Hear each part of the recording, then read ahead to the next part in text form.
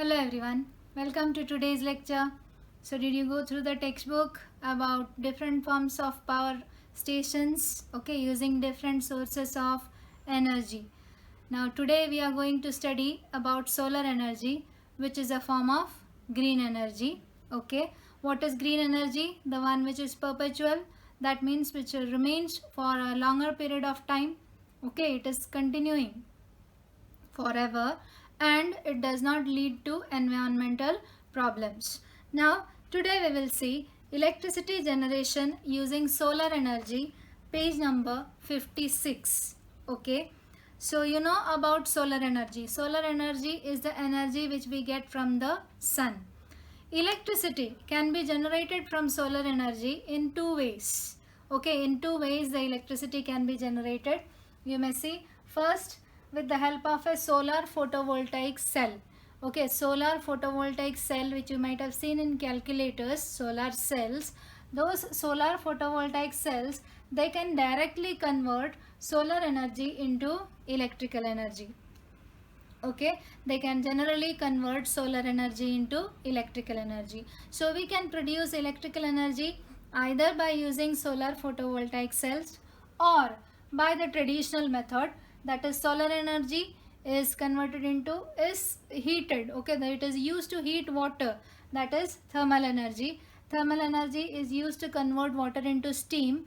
The steam is moving, so steam, kinetic energy of steam to kinetic energy of turbine to generator and electrical energy. We have learned these type of flowcharts till here several ones, the traditional methods. That means to turn the generator, by whatever method, it is to turn the generator and the generator will generate electrical energy.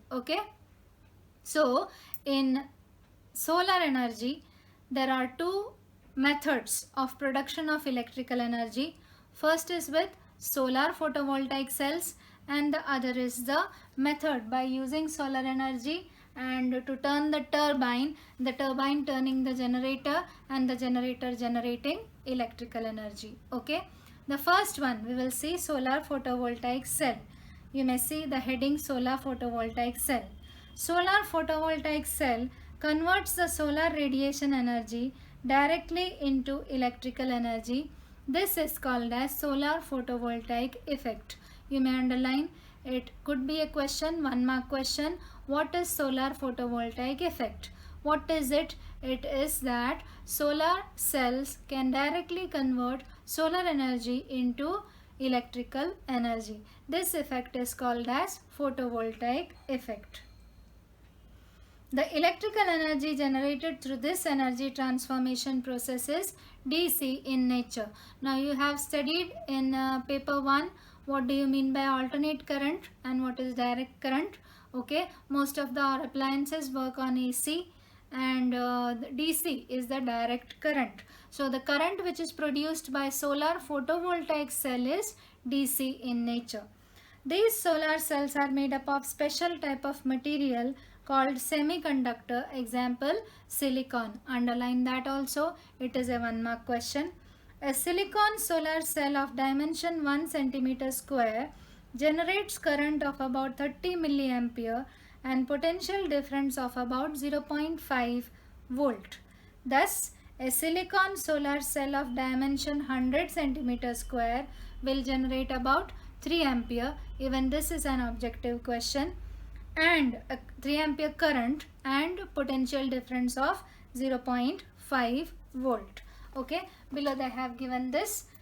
Energy in sunlight is converted into DC power in case of solar photovoltaic cells. Now here I have shown two solar photovoltaic cells which are connected in series. This is said to be a series connection. You had studied series connection last year. What is meant by a series connection? When the cells are connected one after the other, then it is said to be a series connection.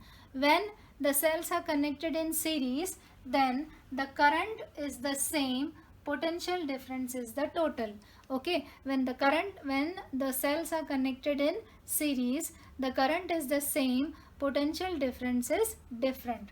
Now here the potential difference of this one is 0.5 volt and the current of this cell is 3 ampere. Now if two cells are connected in series, what will be the current which we are getting? The current which we are getting will be 3 ampere. What will be the potential difference we are getting? The potential difference which we are getting will be 0.5 plus 0.5, that will be 1 volt. Okay, so we will get 1 volt potential difference if we connect two of these cells in series. Now if you are connecting them in parallel, if you are connecting them in parallel, when they are connected in parallel, then the potential difference is the same but the current is different. Potential difference is the same but the current is different. This is having a potential difference of 0.5 volt and 3 ampere. Okay, current 3 ampere. What will be the potential difference? The potential difference will be 0.5 volt of this type of connection. That means if you connect two cells in parallel, the potential difference which you will be getting is 0.5 volt. And what will be the current? The current will be 3 plus 3, that is equal to 6 ampere. So according to the instrument which you are going to use, based on that you may connect the cells either in series or in parallel. In your textbook, okay, I repeat, if you want to have more potential difference, then you may connect them in series. If you want to have more current, then you may connect them in parallel. In figure 5.23, they have connected in series, what I have shown here. In figure 5.24, they have connected in parallel, I have shown it here.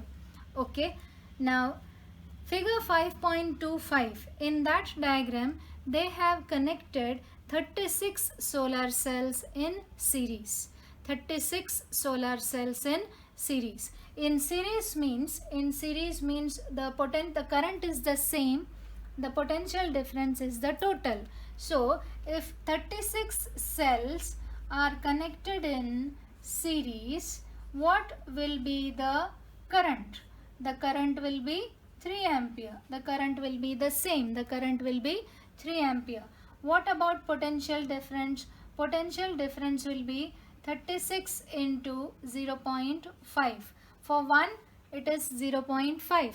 For 36 it will be 36 into 0.5, that is equal to 18 volts. Okay, that has been given in the paragraph, second paragraph on that page. It will be 18 volts. Have you understood? Okay, now towards the end of that paragraph you may underline that statement. A good solar cell can have an efficiency of around 15%.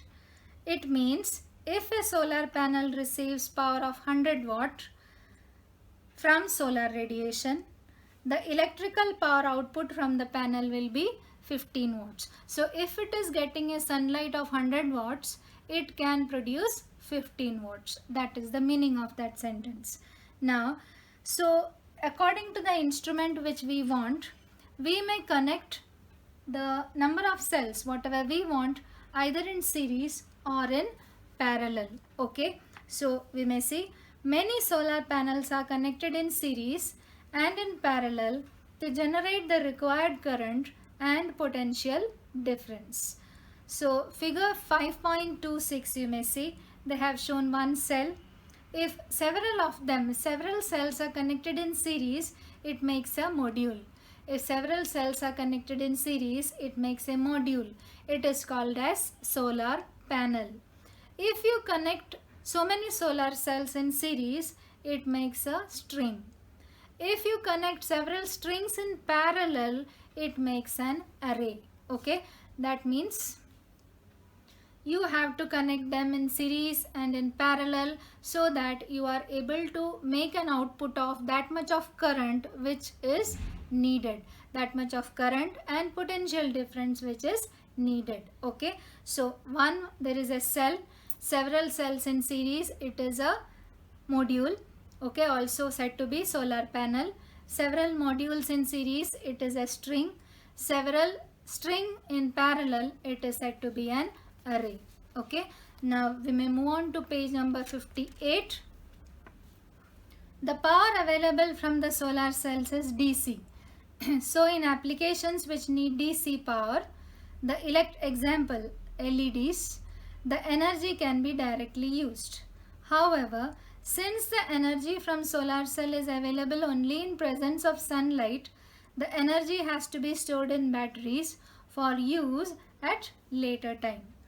However, most of the equipment in domestic as well as industrial use run on AC power. So in that case, you have to convert DC into AC. Now there is an instrument which is used to convert DC to AC. That is called as an inverter.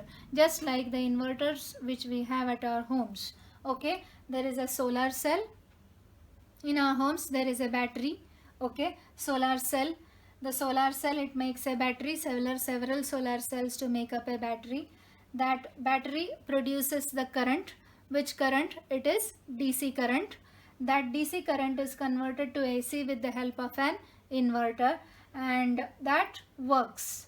That with the help of that AC current, the electrical equipment works on AC power. Okay, that is the flow chart for conversion of energy generated by cells to AC form by using inverter. Now you may see figure 5.8. They have shown several solar arrays. Those solar arrays are all converted to an inverter and a transformer. The inverter and the transformer, what do? They converts DC to AC and then it is transmitted to power grids. Okay. Now the advantage. The paragraph towards the side of find out. Okay.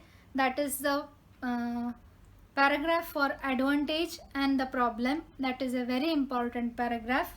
In this way, electricity is generated without any fuel consumption and so without any air pollution. Okay, so there is no air pollution. That is the advantage. Now the problem. Since the energy is generated using solar radiation, solar cells can generate electricity during daytime only. That is the problem. You may mark that the advantage and disadvantage of solar energy. Okay, so this is about solar photovoltaic cell. Okay, you may mark this much in your textbook, and then we may move on to the traditional method. Now the next is solar thermal power plant. We have studied about solar photovoltaic cells.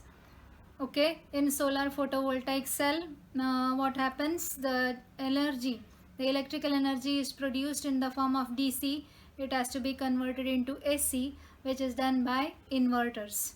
Now this is a proper power plant where the current produced is AC itself with the help of AC generator.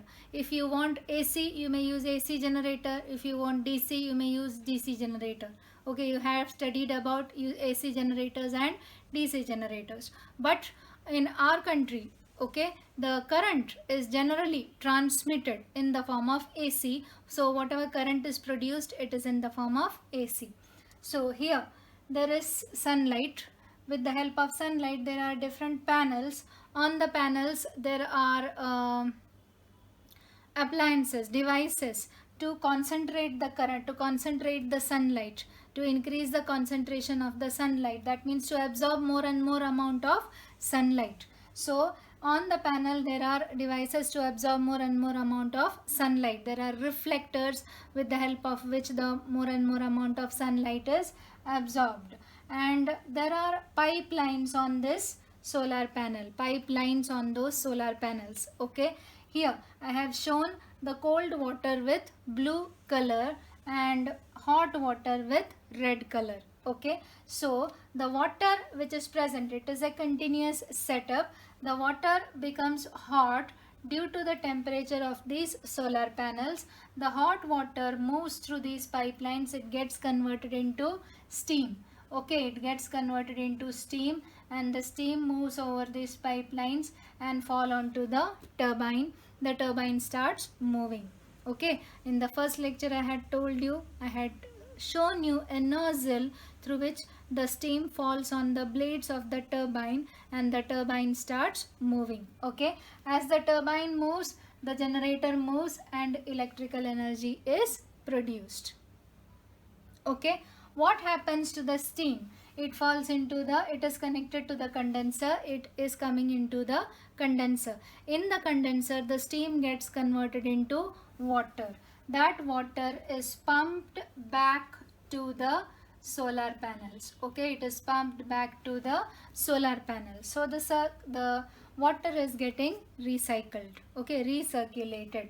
What about a cooling tower? There is a cooling tower. The cooling tower brings cold water to bring about condensation of steam to water, and that water goes back in the form of warm water. Okay, it is recycled there also. Okay, so this is the schematic diagram of solar thermal power plant. Now what is the functioning? The concentrators for collecting sunlight, absorbers for absorbing the concentrated sunlight. It is used to turn the steam turbine. Okay, the steam turbine. The steam turbine turns the electric generator, and the electric generator produces the electric current. Okay, so this is about solar thermal power plant. Now we will see what has been given in the textbook. Page number 58. They have shown the diagrams of different stages of solar thermal power plant. Page number 59. They have shown the schematic of solar thermal power plant. Both the diagrams are important. Now the schematic diagram of solar thermal power plant is asked for 5 marks. You have to draw the schematic diagram. Okay, it is asked. Now then, do you know question? Energy sources used for electrical power generation in the world. Coal 41, in world it is 41%, and in India it is 60%. So generally in the world also, in India also, we make use of mostly coal. Okay, the thermal power stations are performing.